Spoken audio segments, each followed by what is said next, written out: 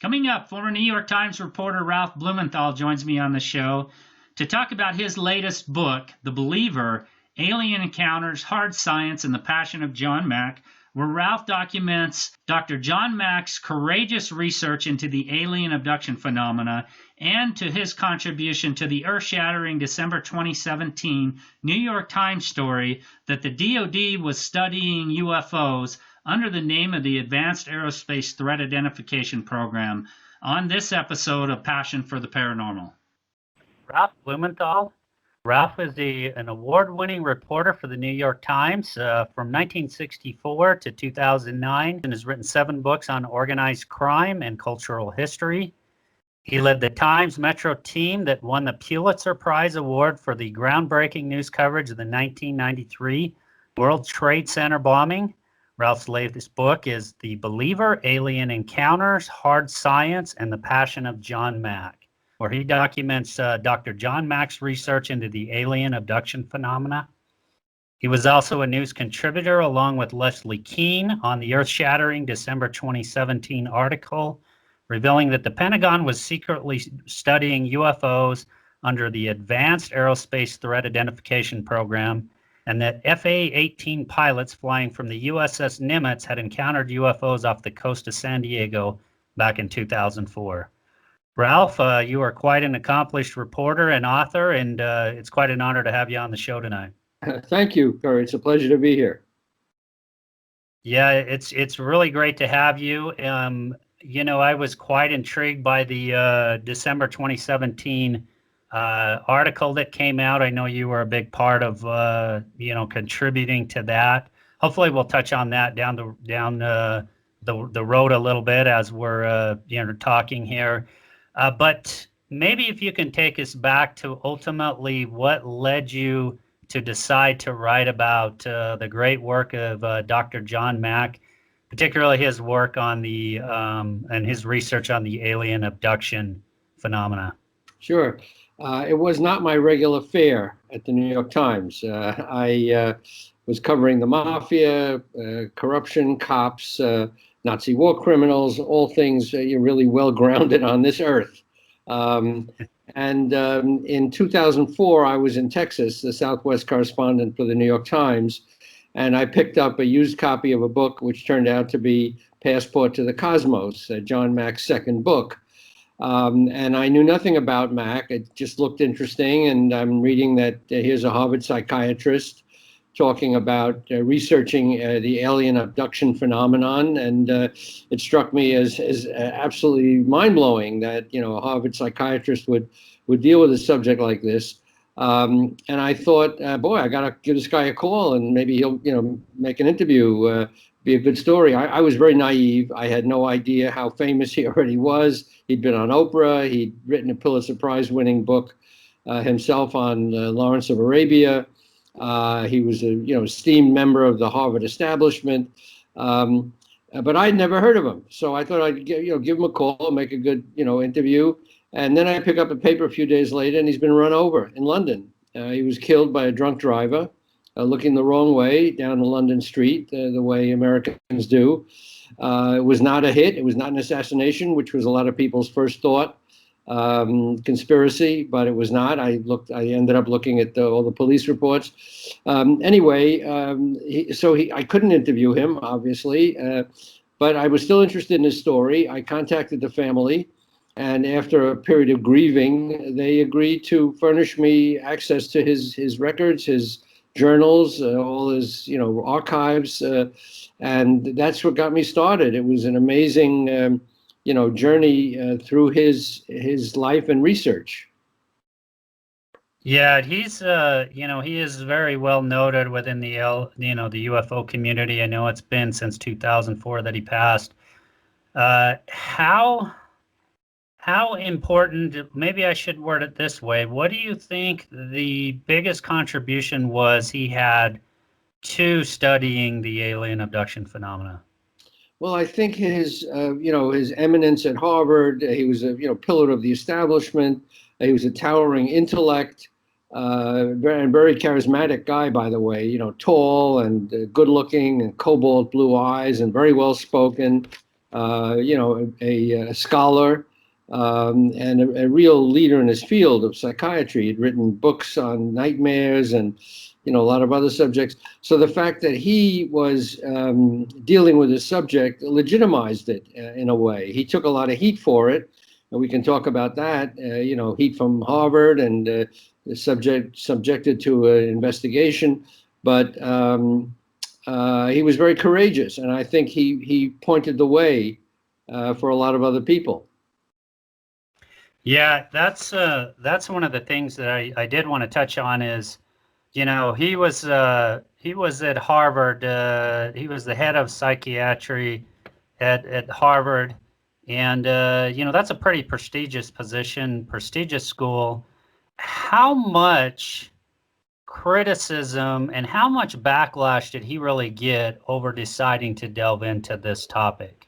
Well, it was mixed. First of all, he made no secret of his interest. I mean, almost as soon as he learned about the phenomenon from Bud Hopkins in 1990, very quickly. I mean, he assembled his own group of experiences around him. He studied, their stories, but very quickly, and perhaps a little too quickly, as I point out in my book. He started talking about it to the Harvard community, to faculty, and eventually to a grand rounds, which is an open lecture at Harvard. So it was not a secret what he was doing. On the other hand, he did not make a point of going to his superiors and saying, "Hey, look what I found. I'm going to talk about this." He just sort of let it happen. So it began to dawn on them, the leadership of the Harvard Medical School, when they started getting questions about him from trustees, alumni, what's going on at Harvard. So that's how it happened. He had supporters in the Harvard community, and he had detractors, other professors who were perhaps a bit jealous of his bestsellers and his Pulitzer Prize. So it was a combination of things.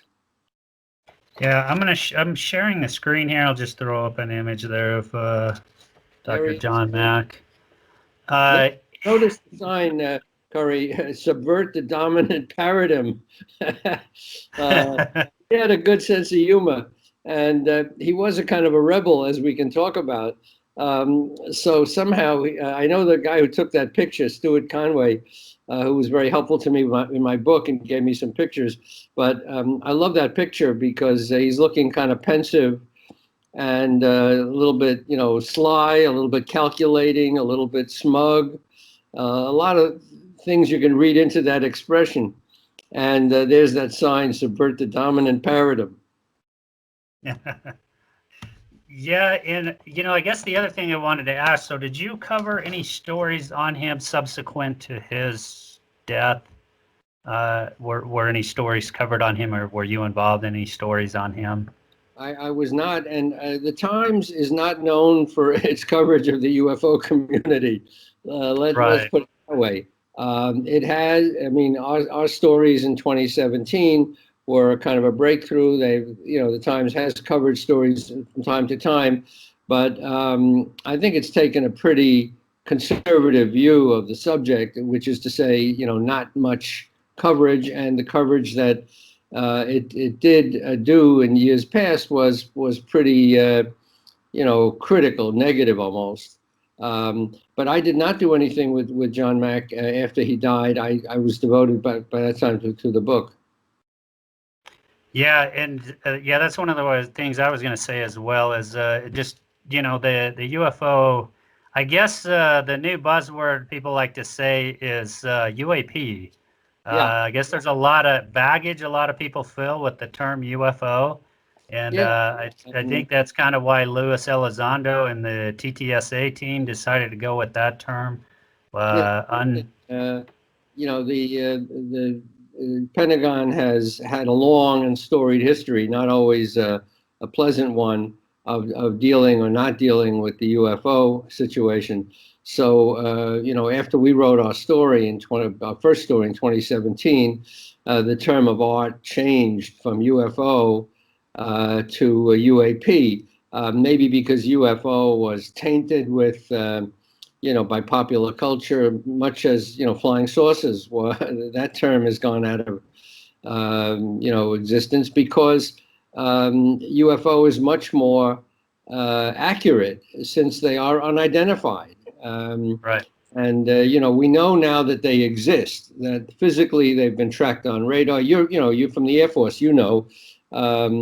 That they have been caught on thermal imaging devices. They've been eyeballed by pilots. So we now know they exist, but we don't know what they are and where they come from, or if they're intelligently controlled, or how they, maneuver in these, extraordinary ways. So UFO was a good term. I still use it. It is a good term, but somehow the government likes UAP better. It sounds maybe a little more distinguished.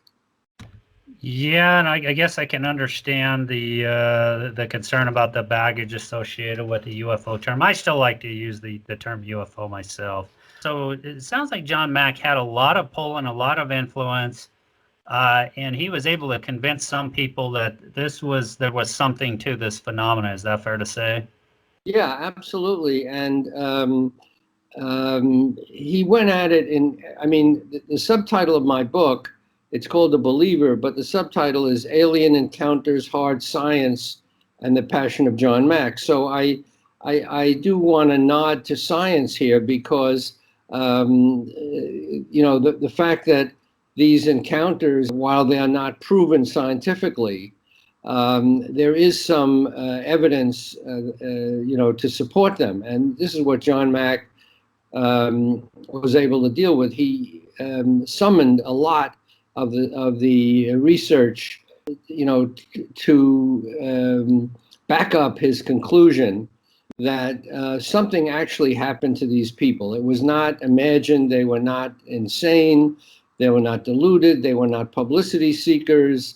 They were not, hoaxing the public by and large. There have been hoaxes. There have been, delusions. It doesn't rule them out. But the main explanation for the bulk of these stories is something else. And he showed at least what it was not. It was not mental illness. It was not fabrication. And how he came to that conclusion is something we can talk about, because I sort of looked over his shoulder in his research, in researching the book about him. And I was quite, convinced, you could say, that his research protocols were good and his scientific method was sound. Now, did John actually was he involved in any of the hypnotic regressions with alien abduction cases? There's a lot of controversy, I know, around that. He did he actually retaught himself hypnosis because he'd studied it in medical school and then kind of didn't use it or didn't use it often, and then he went back to study it again. But he was not a big fan of hypnosis. He was more of a practitioner of relaxation techniques, including breath work, which he studied himself, and that's really one of the things that got him interested in the spiritual, world. But he did use hypnosis because in many of these cases, including the Betty and Barney Hill case, Dr. Benjamin Simon, who treated them, used hypnosis to get at things that they had buried. So hypnosis is a good tool, but you're absolutely right that it's controversial. It's not used in court, as you know. It can be valuable if properly used as a tool in conjunction with other things. But John Mack was very insistent in saying that many of the stories that he got from his experiencers were consciously recalled.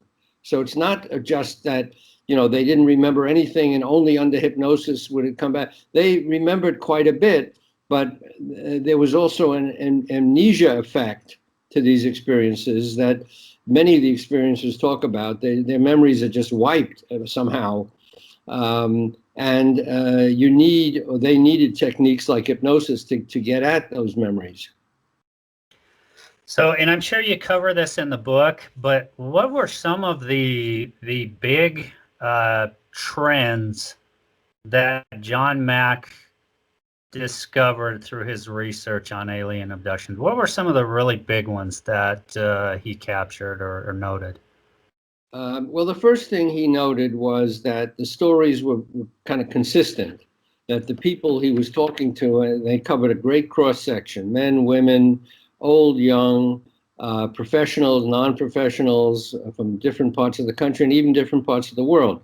So the stories were basically consistent, which is that people would be in bed at night, either asleep or not quite asleep, and they would be aware usually of some kind of a UFO landing outside, lights, and then they would be aware of these beings, in their proximity. And this wouldn't only be in their bedrooms, they could be out in a car, driving, they could be walking, in the woods. Anyway, they become aware of these beings.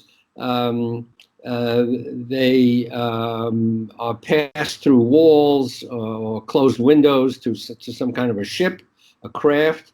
They're put on a table, they are examined. Sometimes there are reproductive procedures. Eggs are taken from women, sperm is taken from men, and then they may be re-abducted later and shown what purports to be their hybrid offspring, that these are the beings that they created with the aliens. So that's sort of the core abduction narrative. Now, that came up again and again in the accounts, but what was interesting to John Mack is that there were so many variations in the details, so many striking different little stories that also showed that they weren't reading off some script. It was not like some one story that they were all telling or that they all agreed to tell. So that was one big thing. At the same time, he found that children as young as 2 years old were telling stories about being taken up into the sky by little men. I fly in the sky. And so these kids, were too young to be reading books on UFOs or going to the movies and, Sure. Being influenced by that. There were, in some cases, physical evidence that people had scars, scoop marks on their bodies that they didn't remember ever having before. In one case, it was a quadriplegic who couldn't move his own body, who had these marks. He couldn't have done it to himself. There were signs that a UFO had landed outside the house, let's say. The broken foliage, pressed down grass, snow didn't melt the same way at that spot. So all these things put together, and plus the so-called affect of these people in recounting the stories, they got very worked up. They would cry and scream and curse. And John Mack was a trained psychiatrist, so he said, I know when people are faking, and this seems real to me, that they are recounting some experience that actually happened, and there's no other sign of mental illness in these people. And it's not a nightmare, he said, because I wrote a book on nightmares, and I know what nightmares are. So he ruled out all these other things. And, the skeptics kept trying to say, well, you don't understand. It's sleep paralysis. It's very simple. And he said, well, it doesn't only happen at night. It could happen when someone's out in the car. They're not sleeping when they're driving a car. Right. Anyway, all these things put together, he said he was pretty sure that something had happened to these people in some dimension of reality. He wasn't saying it was happening in everyday reality. Because clearly it's not the kind of thing you see happen on the streets in front of you. It was happening in some other realm, and yet it was real enough to penetrate our reality. So that was his thinking. Now, in terms of his work versus the work of Bud Hopkins, fairly similar? Was there some differences? Can you kind of compare or contrast the work that Bud Hopkins did versus John Mack? Well, John Mack learned of alien abduction from Bud Hopkins. And Bud Hopkins was an artist who had taught himself hypnosis. He'd had some experiences of his own. He'd witnessed some things, and he decided to get into it. And he'd been doing this before John Mack. So John Mack went to visit him. How he met him is a story I tell in the book. But anyway, And Bud Hopkins shared with John letters from people who had written to him after his first book came out, Bud's book. So John was blown away by these stories, but they differed at one point in that Bud Hopkins and David Jacobs, who's another researcher who worked closely with Bud, who was a professor of history, also not a psychiatrist, but taught himself hypnosis. But Jacobs and Hopkins took the view, basically, that these encounters were very real, that these alien beings were trying to, produce some kind of a hybrid race, that it was happening in reality, and that it was completely traumatizing to the human, victims. John, on the other hand, heard from his people that they were transformed by the experience. It wasn't only traumatic, it was traumatic, but it was not only traumatic, that they were getting messages from the beings that the planet was in terrible peril, that they had to take better care of the environment. And these people told John Mack that they developed a kind of bond with these beings, and there was a feeling of love and cosmic openness, and a feeling that almost a religious sensation that they were connecting with a deity or a source of creation. So he saw this other element in it. Now, why Bud Hopkins and Jacobs didn't see that is an interesting question. Maybe people who had a bad experience didn't go to John Mack, they went to Bud Hopkins. That comes up again and again. How come there's this difference? But John Mack often talked about the transformative nature of the experience that his people had gone through. Right. Yeah, it is interesting, the contrast. And yeah, I know, like you mentioned, Dr. David Jacobs has talked a lot about the negative aspect of the phenomena, its impact on people. I wanted to get to the actual, what people have, he reported people experiencing, kind of, again, getting back to these larger trends that he noted. Were there, based on what you found, were a lot of the encounters with similar beings, or were there a lot of different types of beings encountered? What was kind of the general trends there? Yeah, what came up again and again in the stories were the initial encounters with so-called grays, the child-sized little guys, small, rubbery, ashen-faced, mushroom sort of complexion, elongated head, large cranium, pointed chin, huge eyes. That's the most distinctive feature, the elliptical wraparound eyes that seem to hypnotize and carry telepathic messages.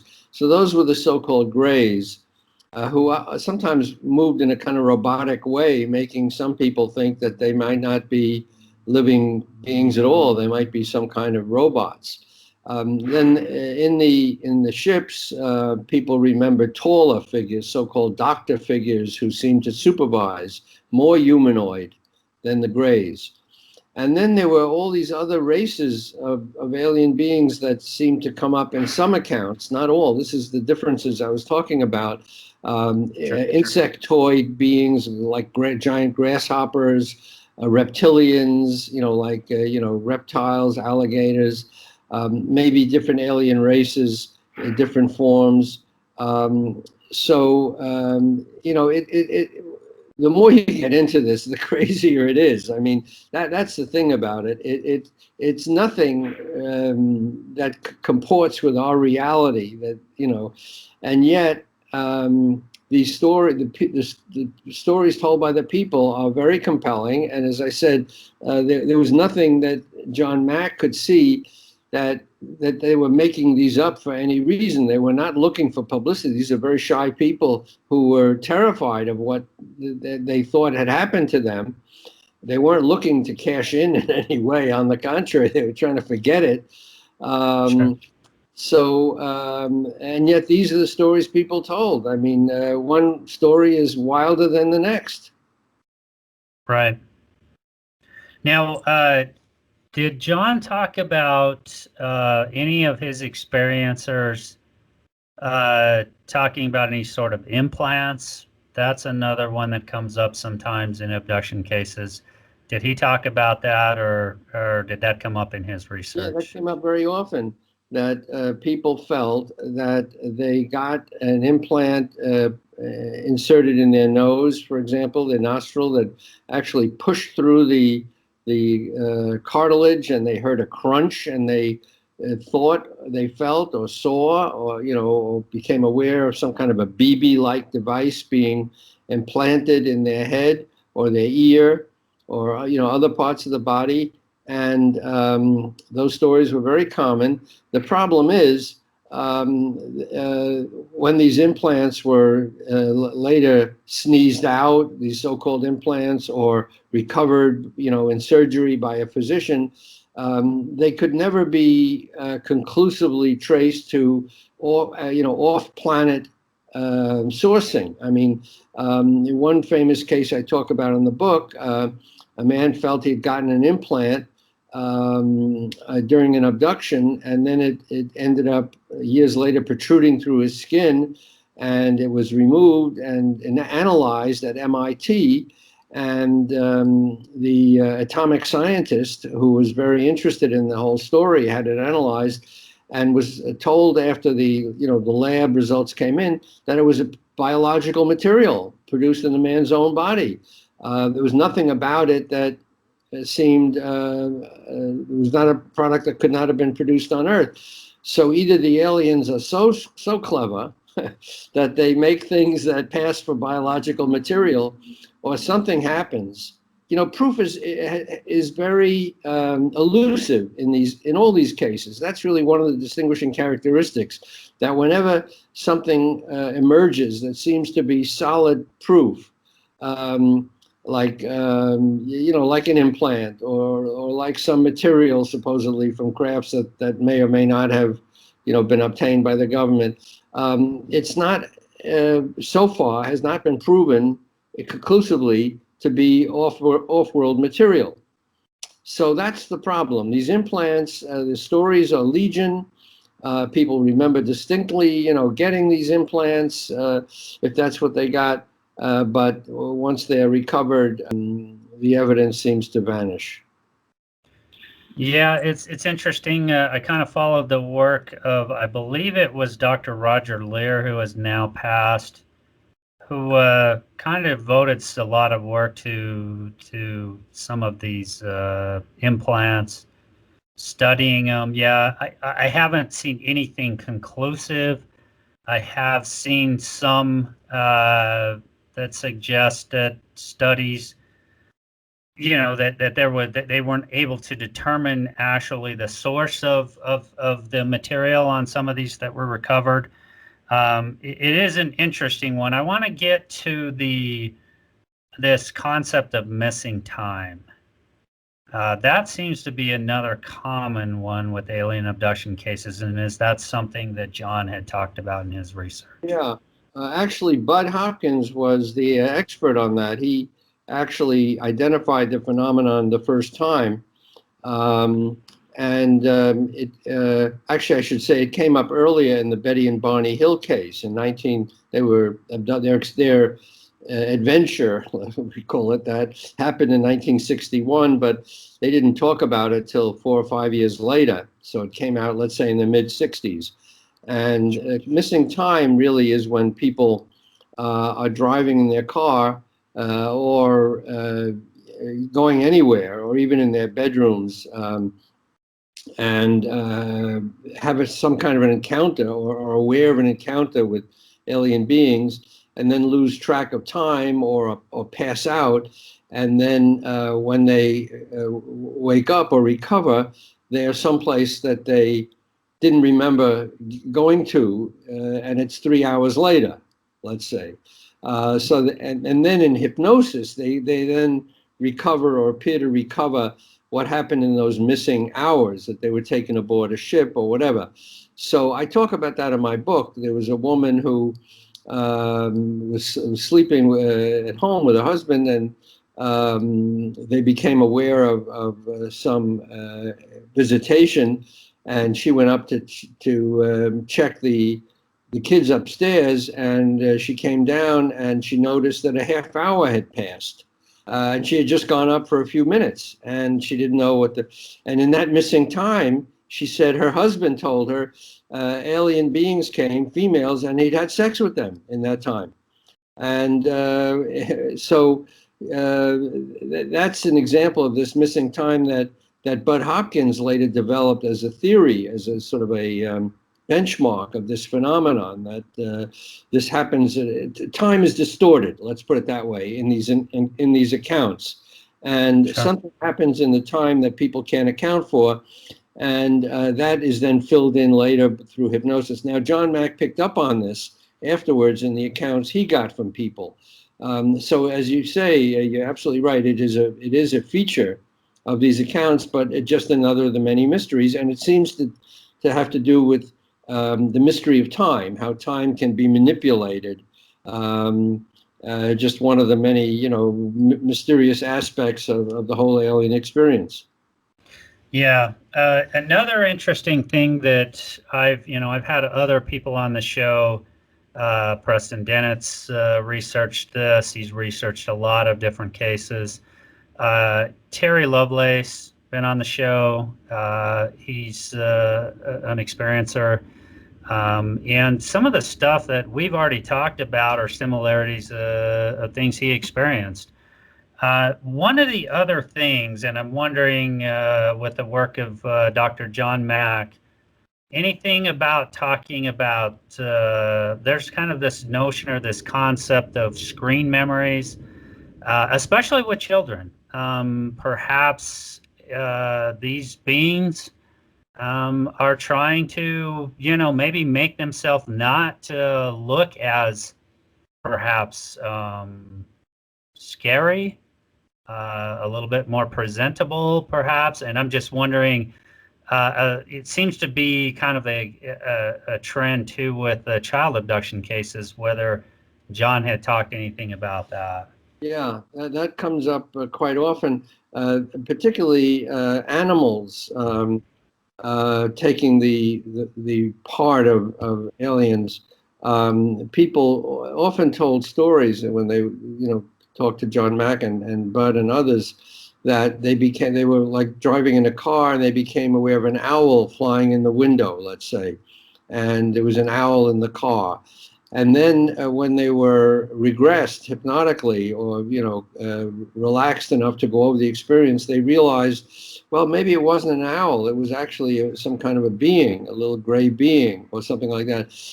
Deer, a lot of different animals were seen as stand-ins for these aliens. So, was that a way of throwing people off guard or presenting themselves?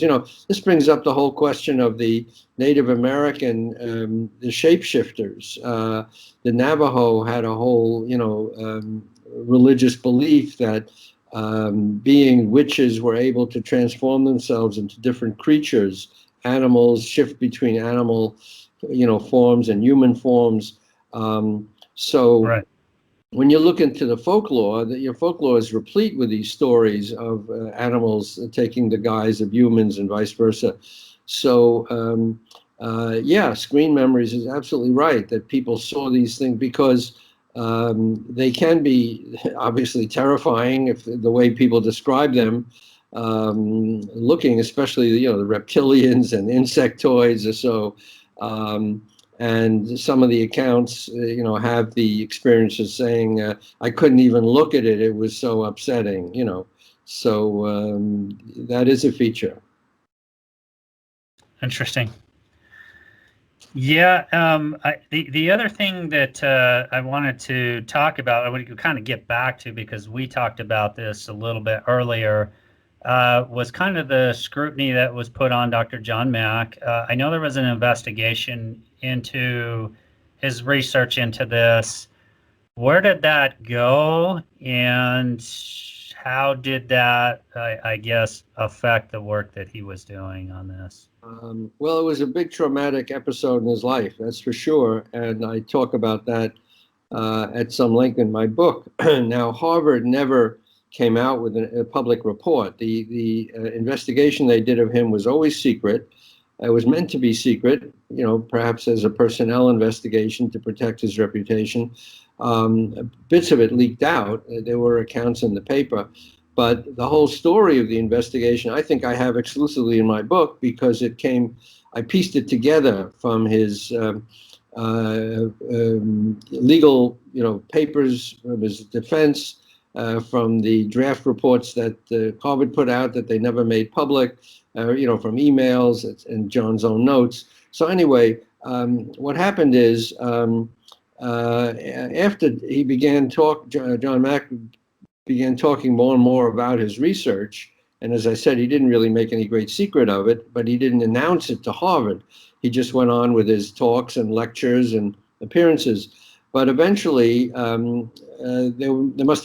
were complaints to the management of Harvard Medical School that he was operating unscientifically somehow. That he was enabling these people, that he was planting stories in their minds that they'd really been abducted when it was clearly impossible. So they decided to have a look. So they called him in. It's funny, I tell the story in my book. He decided it was about time to tell them officially that this is what he was doing. So they made an appointment with the dean. He goes in to tell him, and the dean hands him a letter as soon as he walks in, saying, by the way, we've decided to open an investigation. So he didn't even get a chance. The people who were doing the investigating were pretty much set against, you could say they weren't particularly open-minded to the possibility that these things were happening in any kind of reality. They thought John Mack was enabling these people. He was just too enthusiastic, that he discovered something brand new, that it was not Harvard style in terms of its, and actually, I say this in the book, Harvard had a whole history of unconventional research. I mean, William James, the father of psychology, was, talking about seances and levitation and all that 100 years ago. So it's nothing new at Harvard, but John was a little too enthusiastic, which he acknowledged. He was a little too casual, perhaps, about the way he went about it. So they convened this committee. He initially went in without representation. He was very naive. He figured, I'm just going to go and talk to my colleagues. Well, he wised up quickly, and he got 2 crackerjack lawyers who really helped his defense. But it was a very invasive investigation. I call it an inquisition, which is a word that they used to assure John what it was not. They said, John, this is not an inquisition. So he was a psychiatrist. He said, well, why would they use a word when it wasn't? So it was a kind of an inquisition. It inquired into his beliefs, his finances, his methods. But in the end, it found no wrongdoing. He was, I was going to say reinstated, but he was never unseated. So it wasn't reinstated. He was just left alone. They just cautioned him to, try to maintain a high tone, which he said he would, and don't be so enthusiastic. Okay, I won't. But he emerged fine, and he went on to do other things. Yeah, and it's amazing that the way he came out of that, and the courage he had to delve into that topic, because that was a different time. I mean, we're becoming more and more open about the subject. It seems like all the time. I see public opinion polls that that seem to suggest that more and more people are starting to embrace the idea that something's going on here. You and I talked about it a little bit before we started recording here, but that there seems to be something going on with the phenomenon. Now, a lot of people are going to say, I don't know what it is. Some people are going to jump to the conclusion that it's extraterrestrial. But there just seems to be a lot more openness. We just touched on the 2017 New York Times story that you were a contributor on. That certainly has opened up the conversation, but John Mack was in a different time when he was doing this, which brings up another question I want to ask. How influential do you think the work he did was into opening up the conversation and moving the ball forward on this whole idea of extraterrestrials, UFOs, just the whole concept in general? Well, I don't think he did a lot of interesting research, groundbreaking research into abduction experiences for sure. How that has moved the needle is another question. His research is there for all to see in his books and similar research done at MIT at a big conference that I opened the book with. But I don't think I could say that, we now know a lot more about the alien abduction phenomenon experience than we knew before. We don't. We know more about UFOs. I think that's an important point to make, that in the New York Times story and stories that we did, we were just writing about UFOs. We were not writing about alien abduction. There's no evidence that we can point to or grab onto that illuminates that subject. That is still very troublesome. It hasn't moved too much from John's time 25 years ago. So I like to keep them separate because I don't want anybody to think that we're writing about aliens in the New York Times. There's just not enough data to back that up. Sure. But the Harvard committee seemed focused on whether UFOs were real.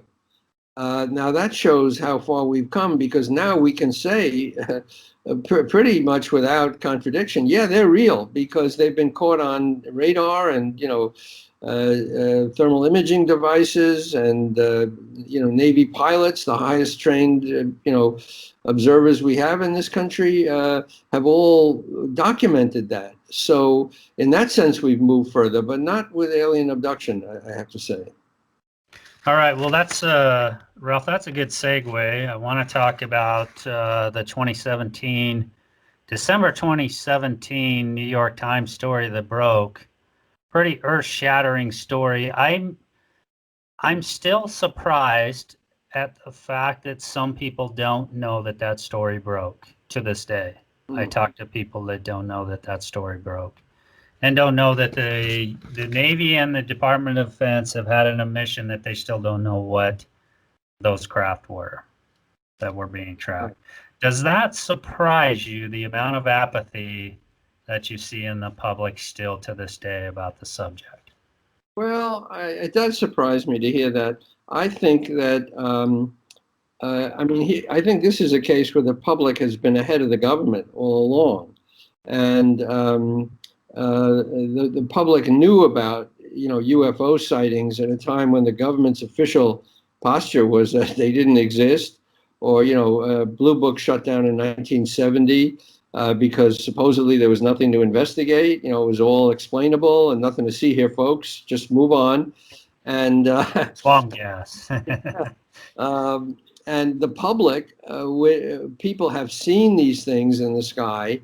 In some cases, yeah, they turned out to be satellites or planes or mistaken, but very often people got a real good look at these things and they knew what they had seen, and nothing the government would say would dissuade them. They knew what they had seen, and they got very often a very good close-up look at these things.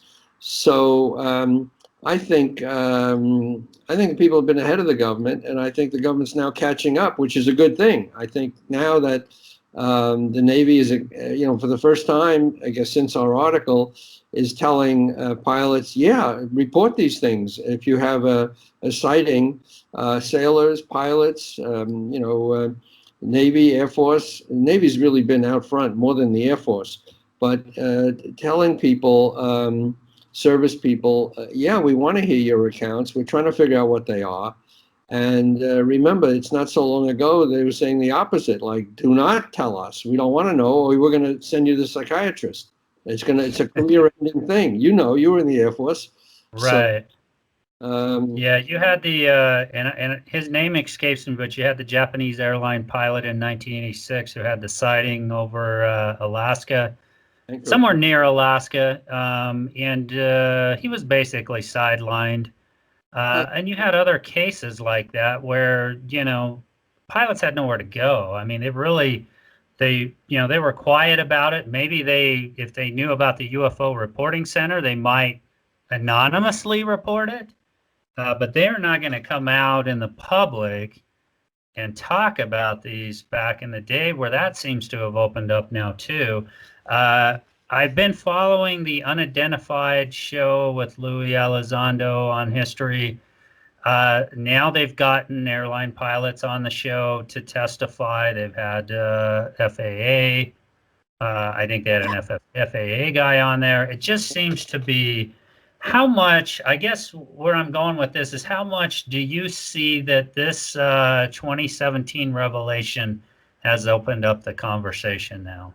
Well, we're told it really opened it up. I mean, I don't want to brag about our reporting, but it's just a fact that we broke the story of the AATIP program, Advanced Aerospace Threat Identification Program, which had been going for 10 years when we wrote about it, secretly without announcement.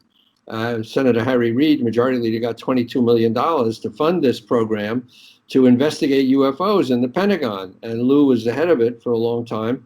And so when we broke that story that the Pentagon, despite the official view that there was nothing to see here, not worth investigating, they were in fact really investigating, and that they had a series of very strange encounters off the Nimitz in 2004.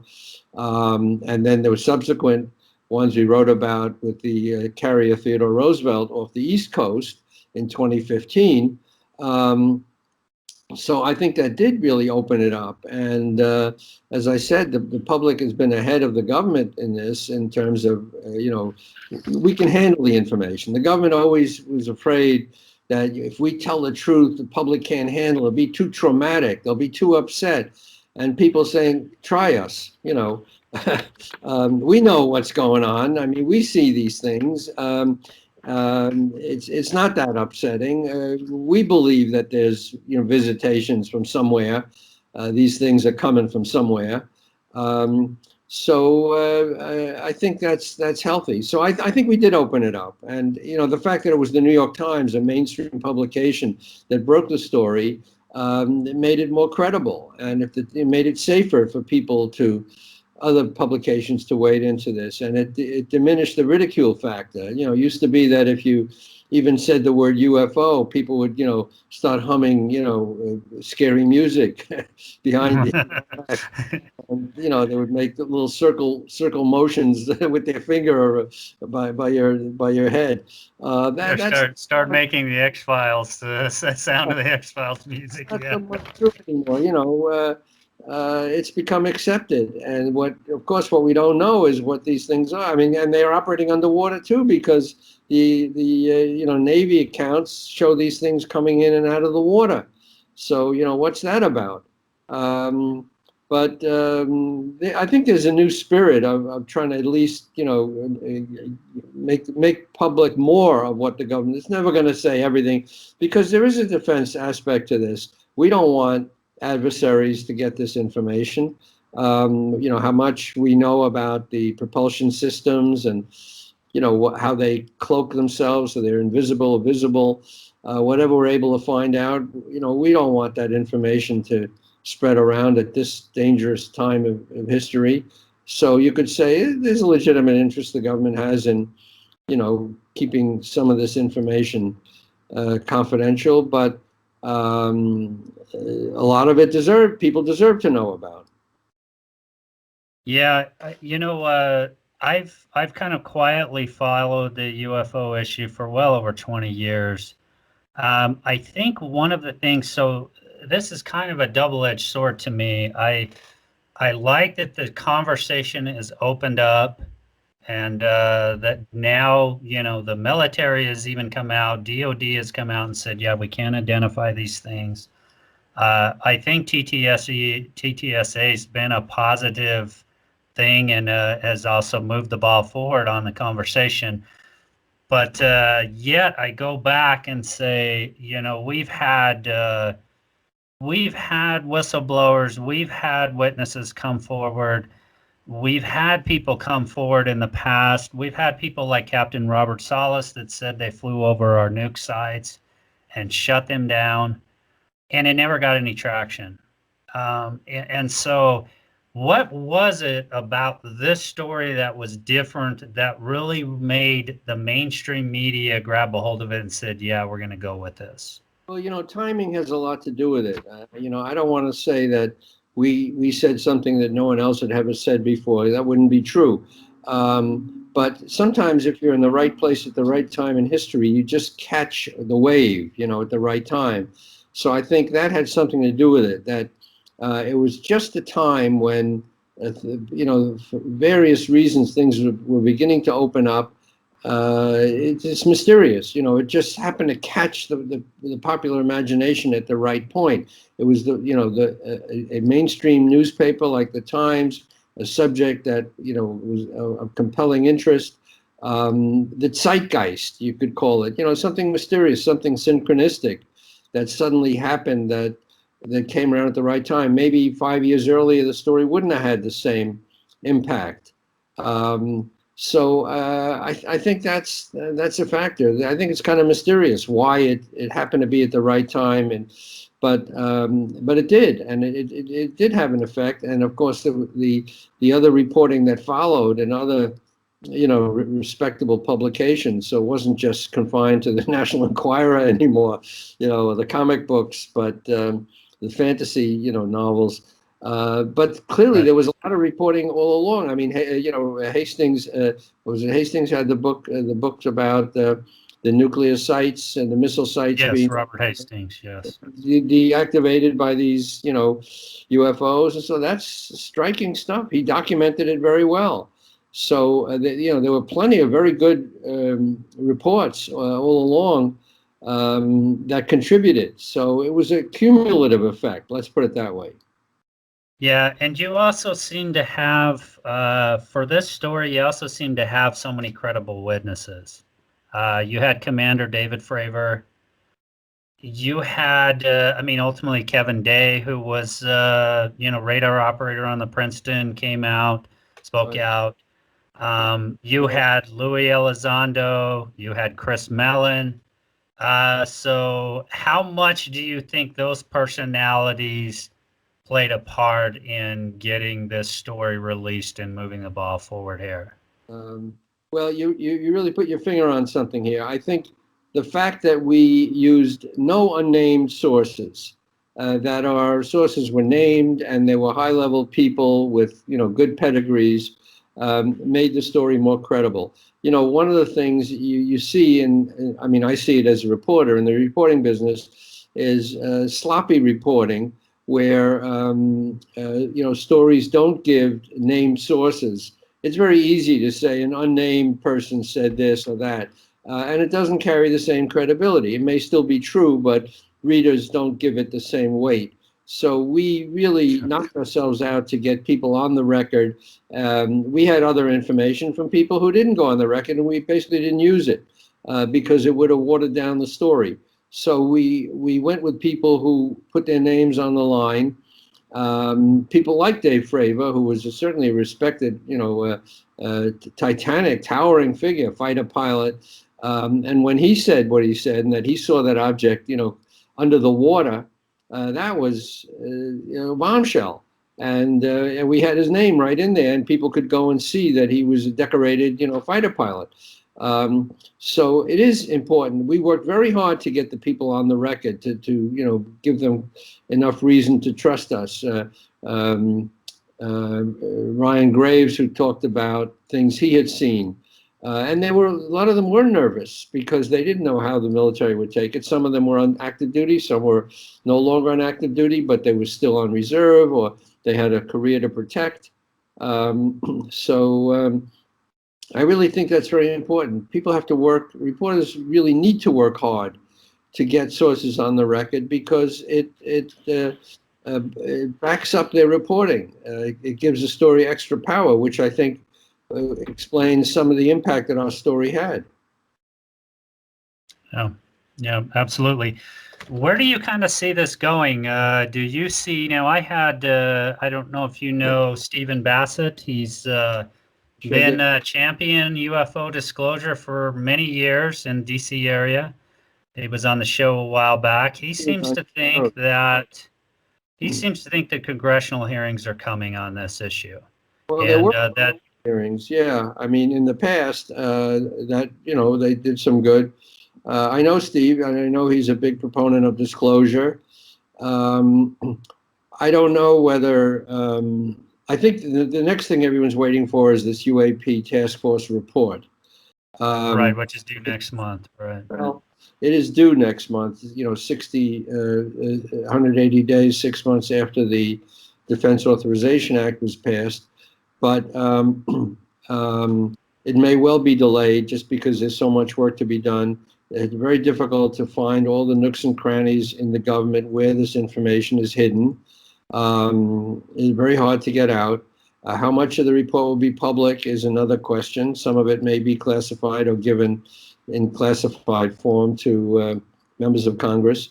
So I don't think it's a foregone conclusion that, in June, which is only 3 weeks away, less, suddenly this report will lay it all out in front of the public. I don't think so.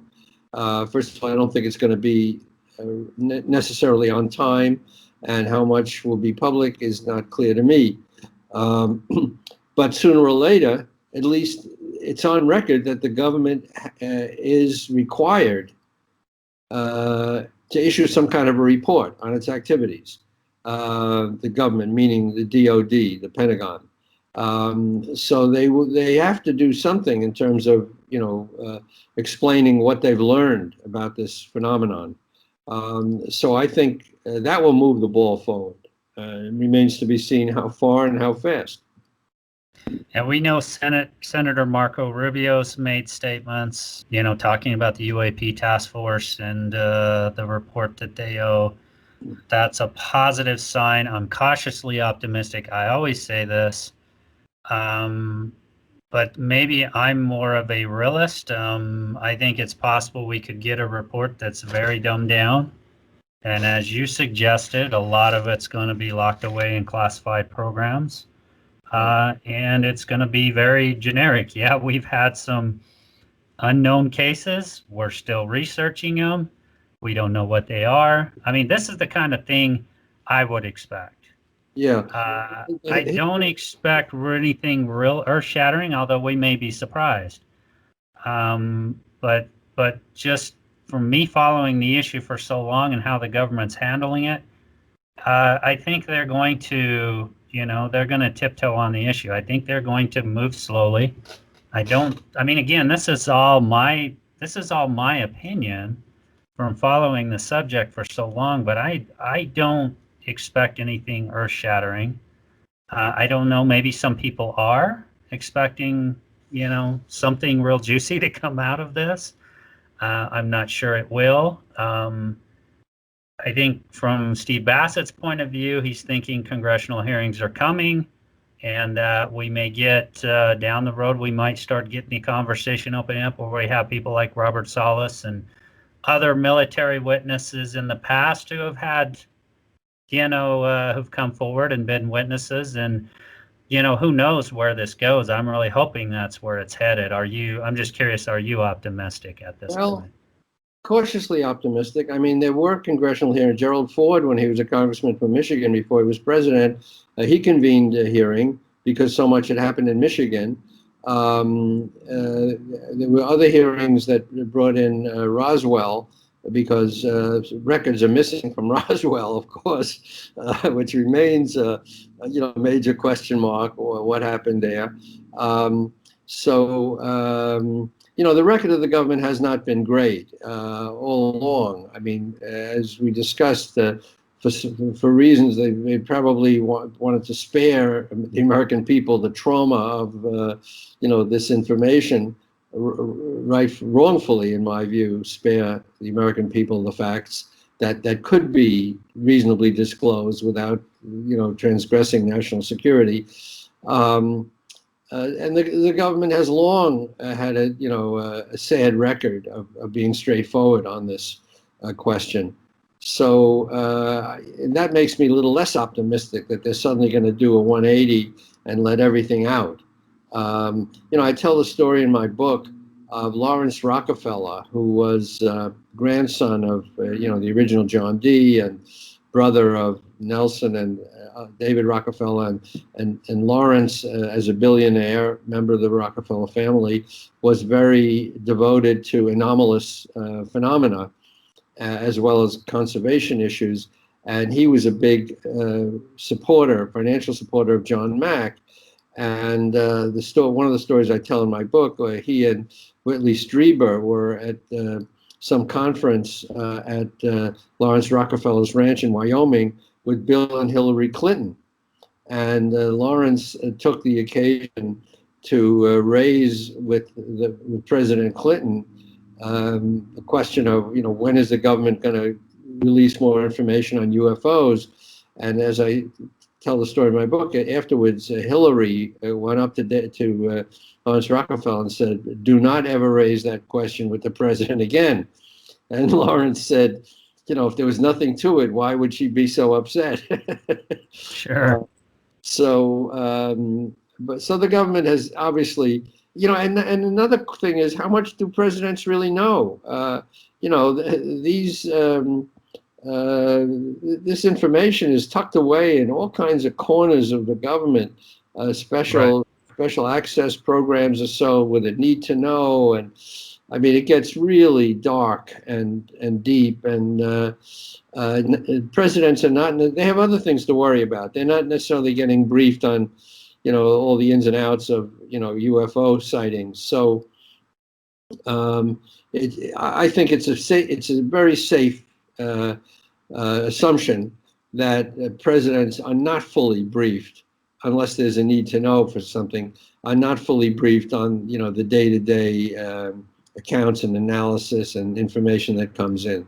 There are just pockets in the government that know, but not necessarily the chief executive. Sure. And I've had other guests on the show that would say some have been briefed more than others.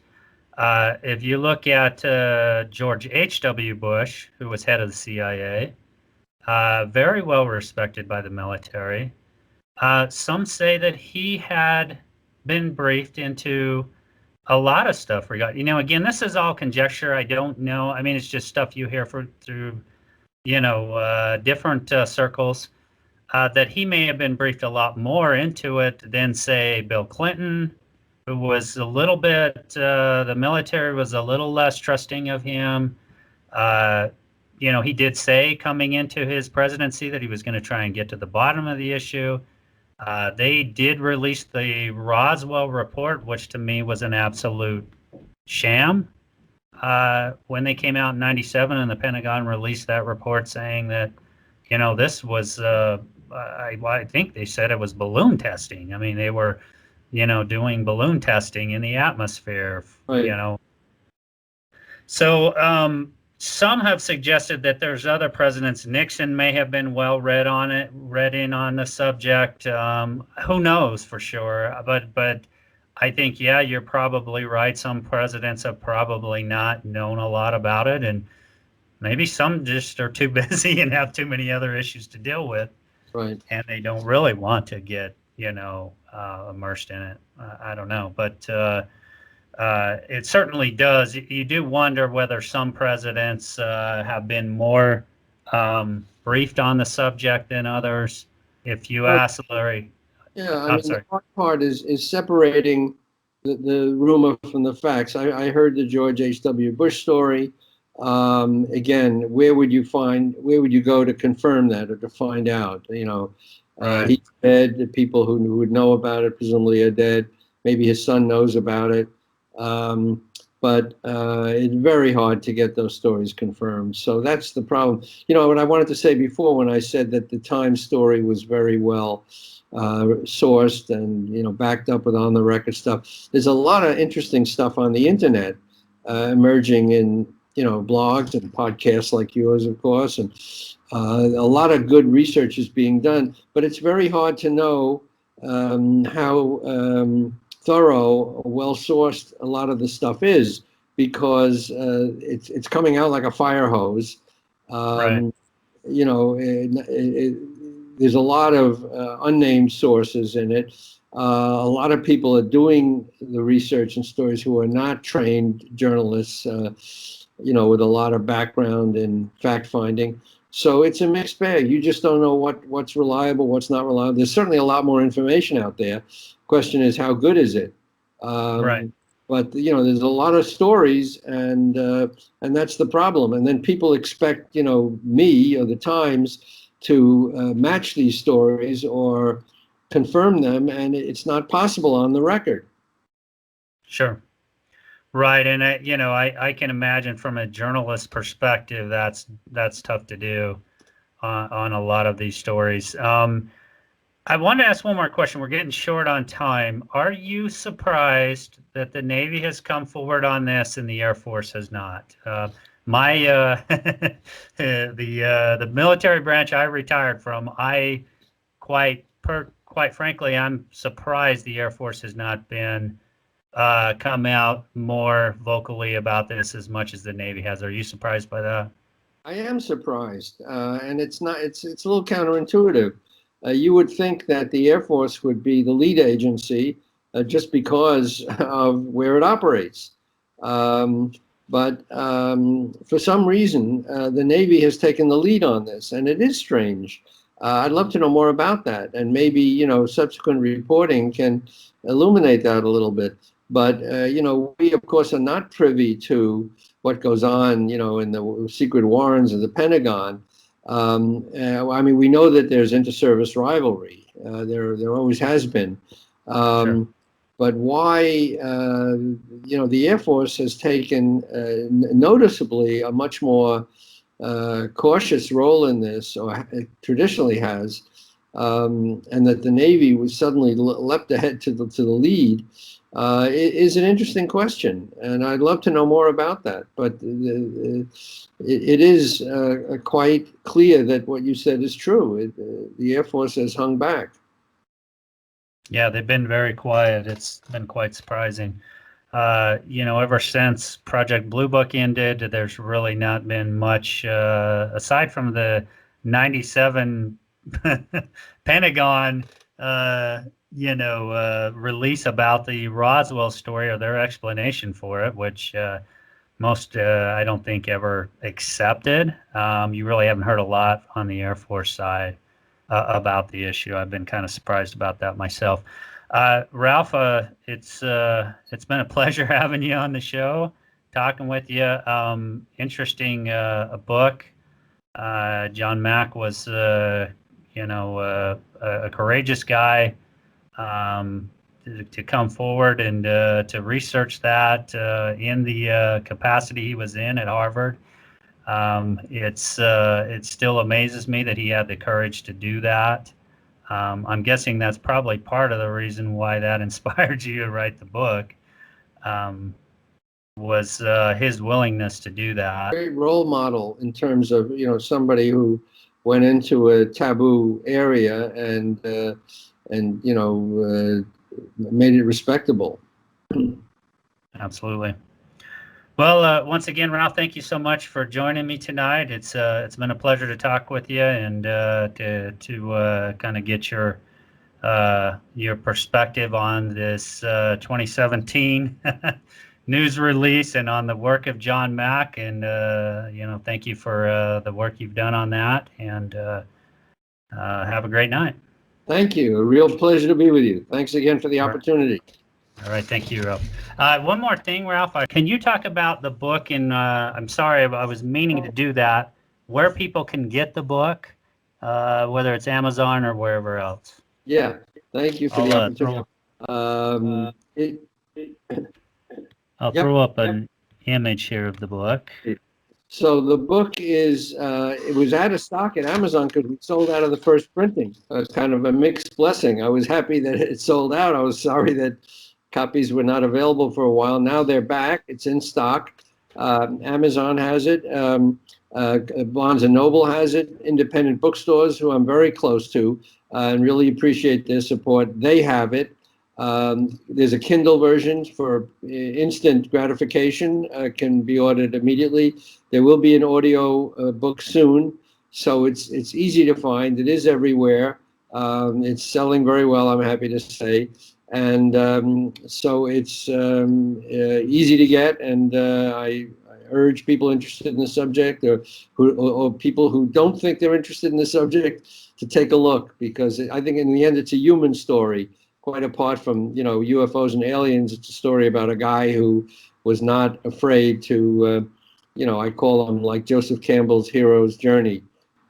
Somebody who refuses a mission initially and then goes on it nevertheless and has all kinds of adventures, and then comes back with a boon for humanity, a gift, which is the knowledge that he gained. So I do consider him a hero.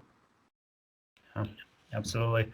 All right. Thanks again, Ralph, for joining me, taking the time to talk with me. And again, have a great rest of your night. I know you're on the East Coast a little bit later than me, but have a great what's left of the rest of your night. Thank you. A real pleasure, Curry. Good night.